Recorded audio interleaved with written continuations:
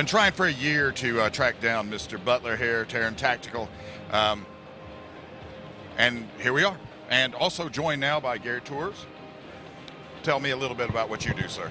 So I'm a prop master in the film industry, and I supply weapons to the film industry. And you supply them, and then you have to train them? Yes.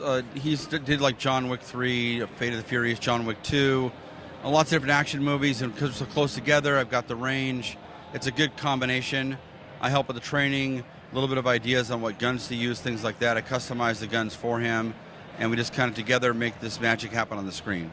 So on the screen, though, you do a lot of slide custom work and everything. Is that sort of hard for you to supply that, or do you just follow along with it? No, not at all. What he'll do is he'll take a gun, he'll customize it, and then we'll figure out how it runs on blanks. Then he teaches the actors how to run the guns with live ammo, and then on set we'll do blank ammo for the safety of the crew. It's a lot of fun. What's the ramp up time when you now, like with Keanu Reeves? He's got a little bit of a background. He's probably a very good student. Oh, for training him?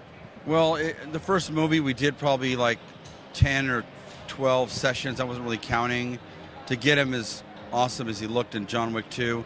Those videos from that video that went viral was probably session number 4 or 5 and number 7. I don't remember because there's a couple different weekends he was shooting.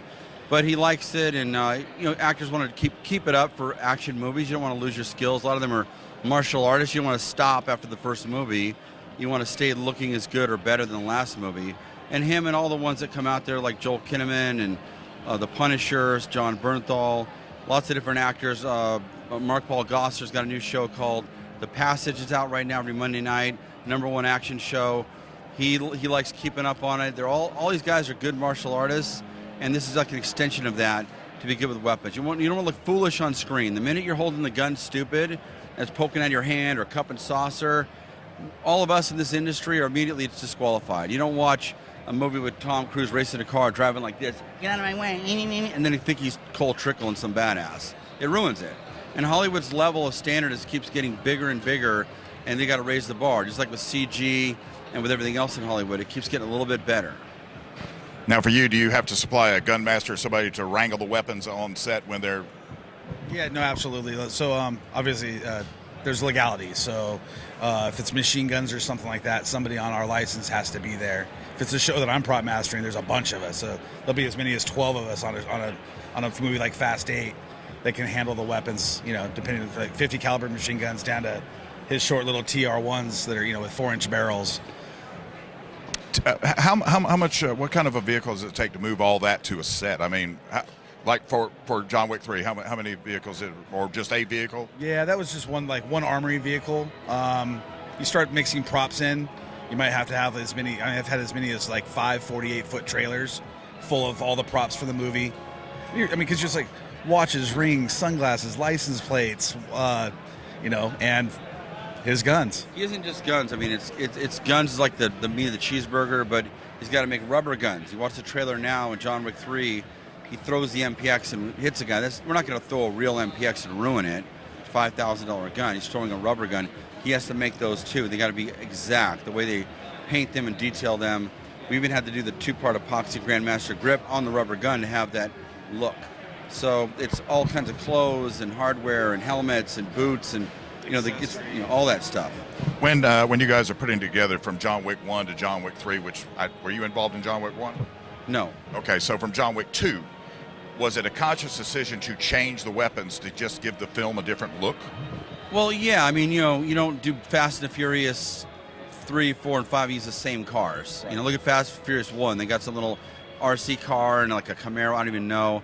There's no way they're going to do that in Fast 8. Same thing with guns.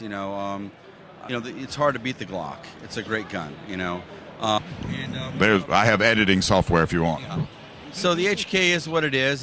Guys like the gun, but we want to go with the gun that is so good that it's won every championship in the world.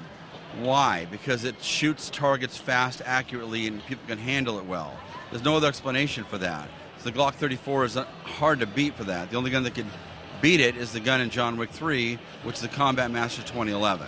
So I had to go next level again. So I guess my next question would be with John Wick seems like a franchise with legs. Will you have to keep on upping the game from the last game to the next one? I mean, will it have to just jump up by an order of magnitude?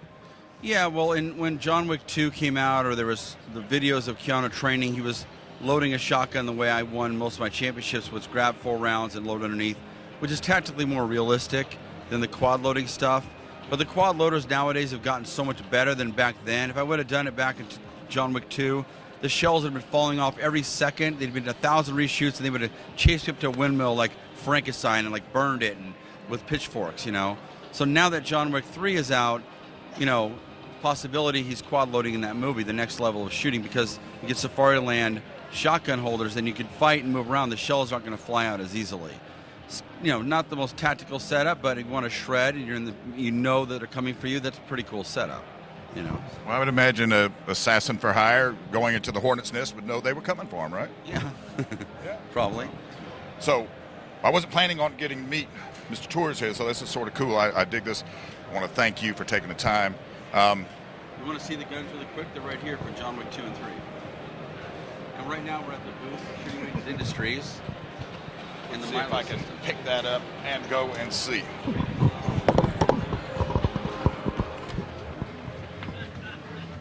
What we got here is John Wick 2's Glock 34. This is the one that Keanu trained with on the range like crazy. The gun's pretty hammered. Everybody shot this gun. Every actor you can imagine, Chris Pine and freaking all kinds of actors and UFC fighters. And then down here is his AR-15, our TR-1 Ultralight. It's a 14.5-inch barrel with a pinned-on comp. It's got an AccuPoint on top. It's got an RMR on the side, 35-round magazine, KMR forearm from BCM buttstock, Hogue grip, Hyperfire trigger.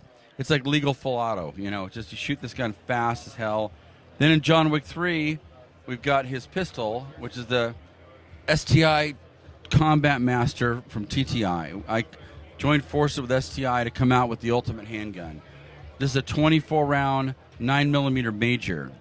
And I'll shoot regular 9 and 9 major out of this gun. So what that means is, picture like a Python.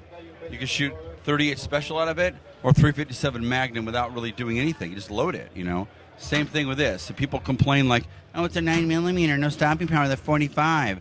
Well, what happens when you get hit with a 125 grain bullet, hollow point, at nearly 1,400 feet per second? It's not going to be fun. This here is the MPX. It's like the most popular PCC gun. It's a 42-round 9mm. Again, it can shoot major out of it. It's got an MRO on top. It's got the TLR-8 on top from Streamlight with a laser and a light. You can see right through the top of it, no problem. It's got the BCM stock, proprietary for TTI. It's got our plus 11 base pad. It's got the Lancer forearm with our 2-part epoxy grip on it, our flared magwell. If you go to the trailer of John Wick 3 right now, you'll see him shredding with these 2 guns like crazy. And there you go. Those are the 2 guns for John Wick 2 and 3. And there's the gun right there. That's right there. And we're here at Shooting Ranges Industries. We have the best shooting ranges that you can just drop off. Costs a bit of money, but you could drop this literally off in a neighborhood and shoot inside of your garage if you want to. Takes up to 50 caliber, and it's just awesome. Milo system going right here. You can train anything you want on this for law enforcement, military, or shooting competition. It's awesome. We have this whole thing setting up at our place right now, so the actors can warm up on this, being super safe. Then they can go to live fire if they want to, but if they say no live fire, we'll train on these things. It's great. So there you go. There you go. All right. Thank you. You're awesome.